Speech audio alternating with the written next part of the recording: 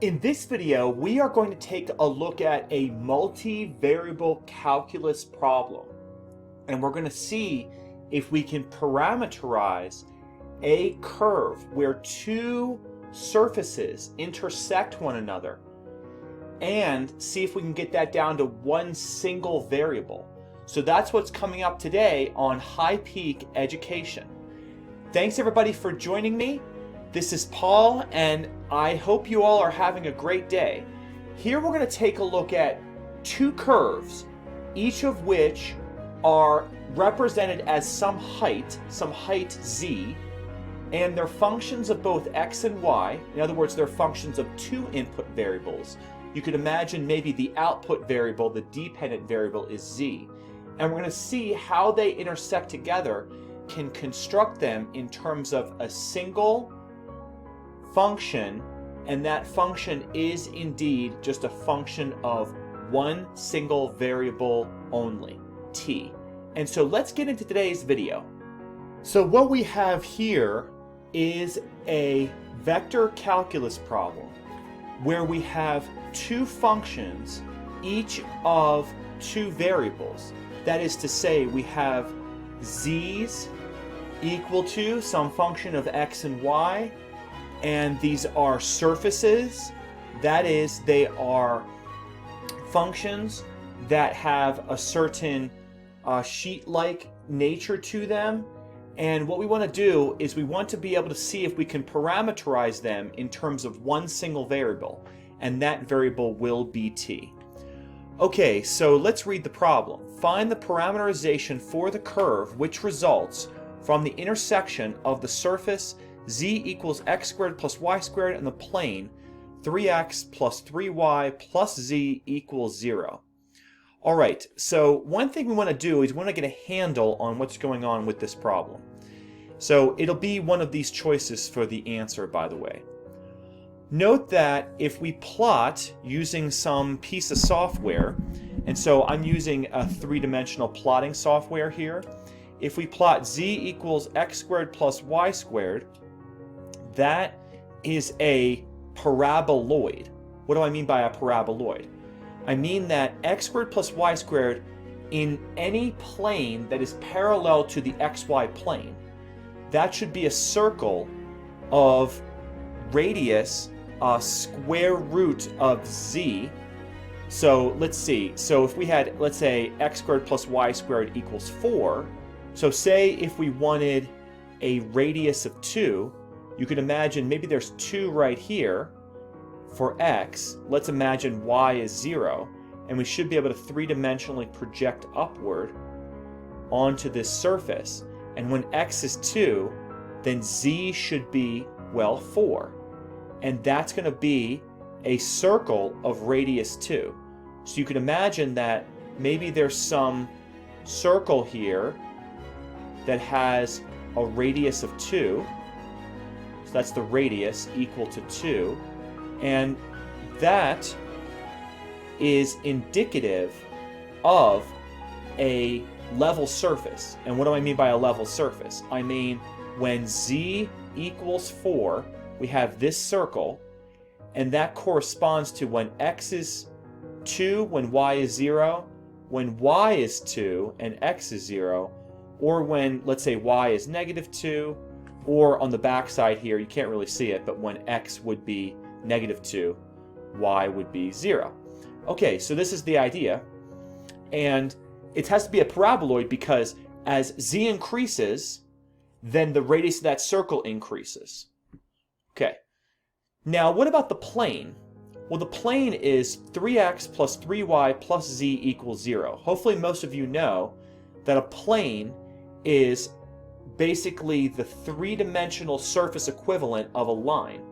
It's just a line which is parallel, or sorry, a line which is flat, and everywhere is basically has no wiggles in terms of its surface type nature.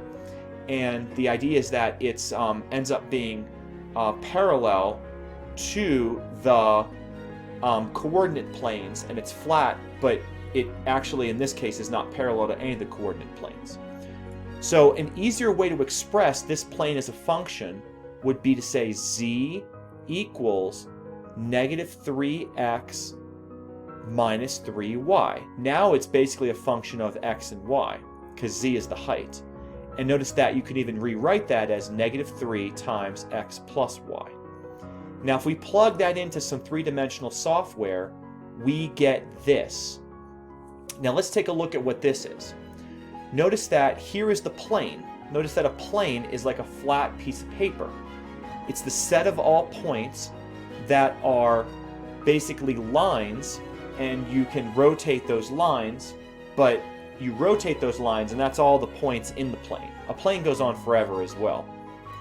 Now, by the way, I should have mentioned that this paraboloid is centered on the z-axis. That is, when z equals 0, x and y are both 0. So here is the three-dimensional point 0, 0, 0, which is where the paraboloid begins. So if we not only show the paraboloid, but also the plane in the same plot, what we can see is we can get some intuition about what we mean by the intersection of those two curves.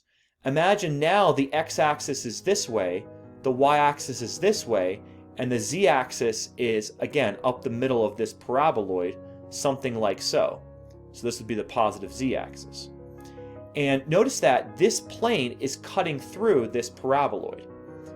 Imagine instead now that I look more or less straight down on the xy plane. Now it's not perfectly down on the xy plane because I want you to see the plane and I want you to see the shape of the paraboloid. But basically, hopefully you can see that the positive y-axis is going out this way, the positive z-axis is sort of coming up towards you, the positive x-axis is over this way, this would be the negative y-axis, and you can see that this paraboloid is sort of cut by this plane, and hopefully you can tell it's going to make some sort of a shape like so. I mean, it's not going to be maybe like an exact parabola, but it's going to be something like a parabola. You can kind of see it here. It's hard to tell, but it has some shape kind of like this. So what we want is we want the curve that I'm sketching right here to be parameterized in terms of t. And we're going to let t be our parameter. So let's first say let t be the parameter. Now, especially if you're working with motion or you're working with physics, many times t, the parameter, is time for some path of a curve. But it doesn't have to be time, it's just some parameter. And what is a parameter? It's a variable in sort of like a different space that can still characterize all the points x, y, and z that is true from the intersection of those two surfaces. Because what we're really interested in is only really this curve, which intersects both the surfaces. So again, it's a little hard to draw, but it's something like this. Okay, so if that's hopefully clear, let's say, well, if we want to have all the points, first of all, we might want to see if we can reduce this problem to two variables.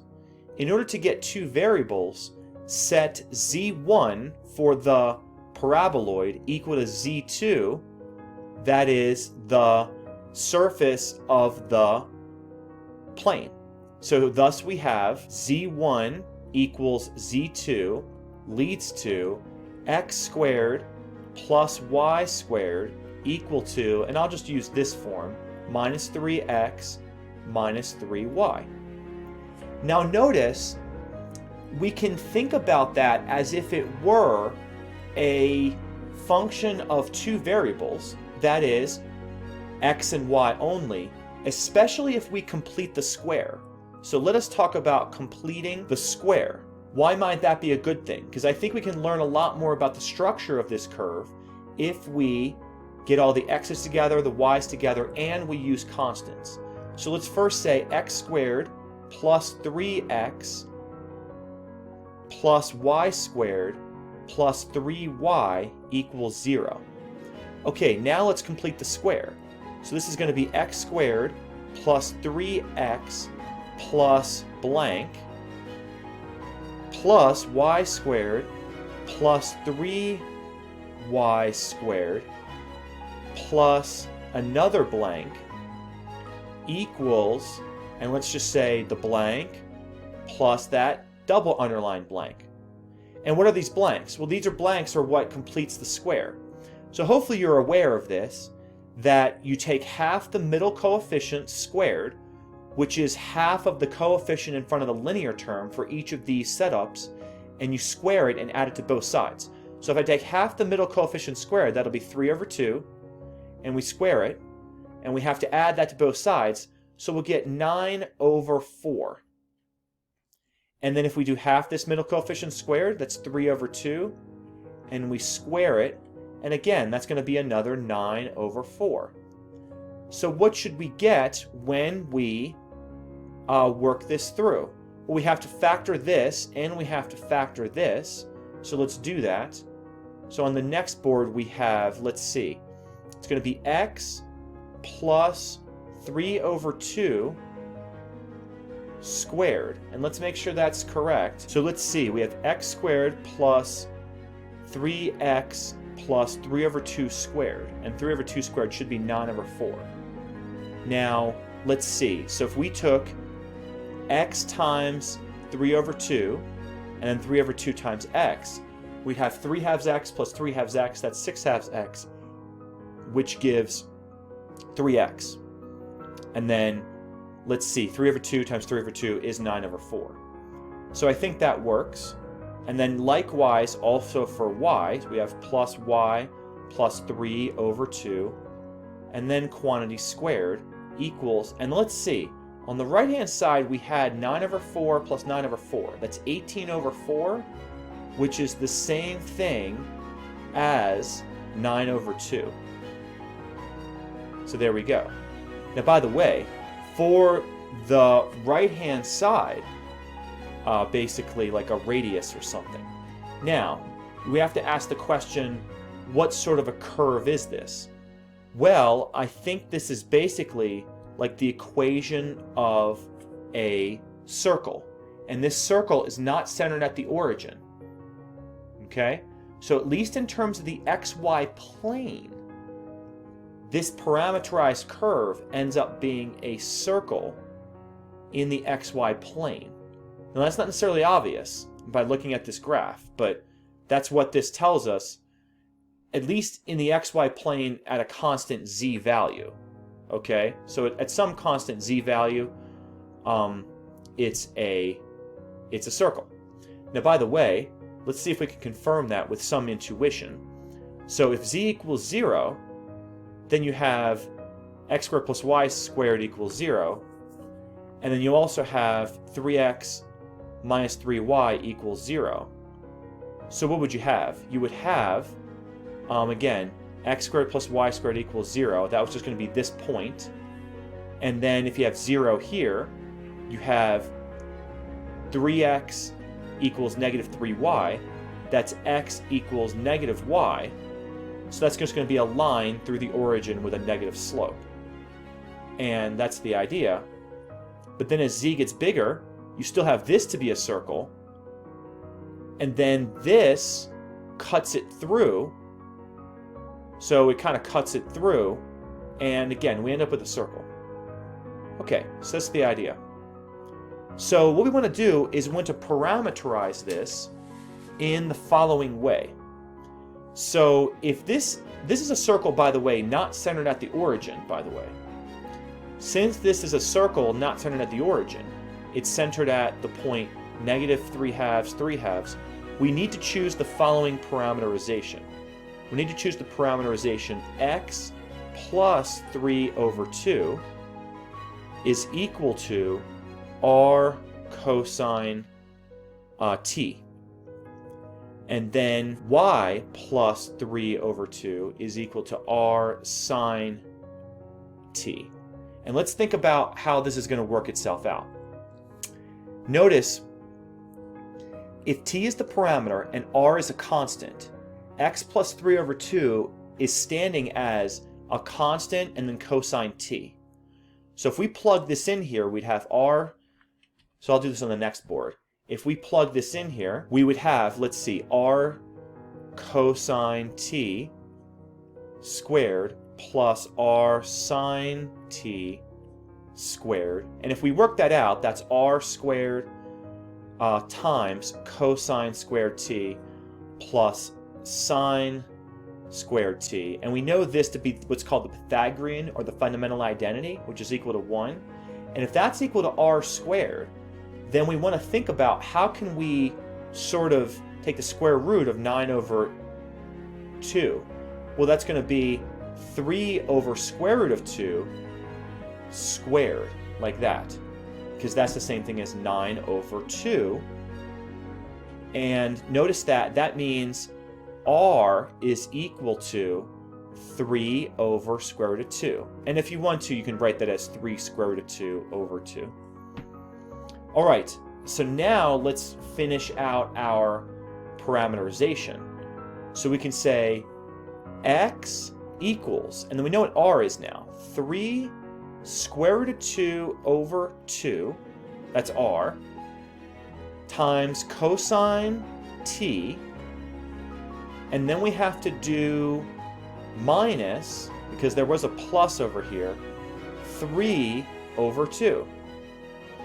And then y should equal to, and it's going to be very similar, 3 square root of 2 over 2 sine t, and then we're going to do minus 3 over 2.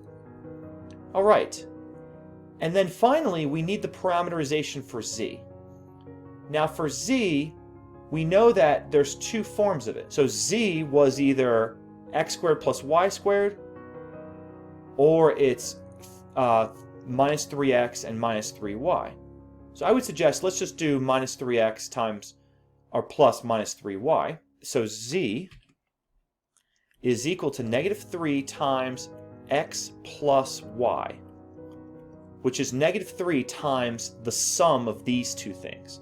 So that's negative 9 square root of 2 over 2 plus 9 over 2. And then we have to add this, but it's with a minus 3 multiplied by it. So it's minus 9 square root of 2 over 2. And by the way, I forgot the cosine t there. Excuse me. Apologize for that error. This is cosine t. Okay.